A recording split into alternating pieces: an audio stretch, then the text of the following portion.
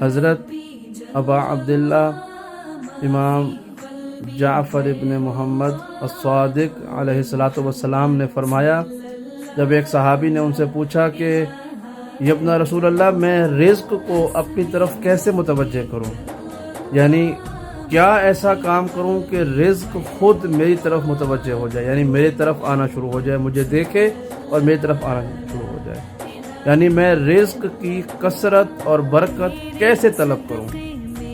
تو امام نے فرمایا کہ ایک حدیث کا سلسلہ فرما کر روایت کا آپ نے فرمایا کہ رسول اللہ صلی اللہ علیہ وآلہ وسلم نے فرمایا کہ جو شخص صبح کی نماز کے بعد 27 مرتبہ اس آیت کے حصے کا ورد کرے گا، پروردگار اسے 40 دن کے اندر اندر دنیا والوں سے غنی کر دے گا۔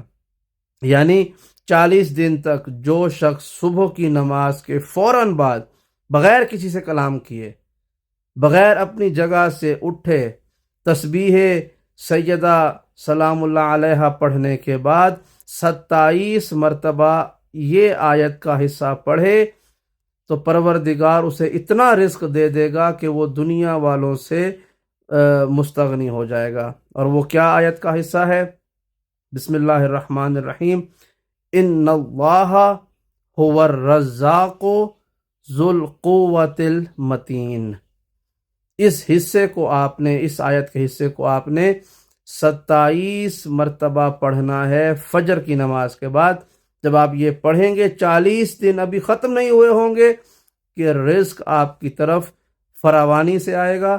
اور یہ میں نہیں کہہ رہا بلکہ امام صادق نے رسول صادق کے حوالے سے ارشاد فرمایا ہے۔ ان دونوں شخصیات کی ذات پر اعتماد کرتے ہوئے اگر آپ اس عمل کو انجام دیں تو یقیناً خدا اپنے حبیب کے صدقے میں آپ کو بہت نوازے گا۔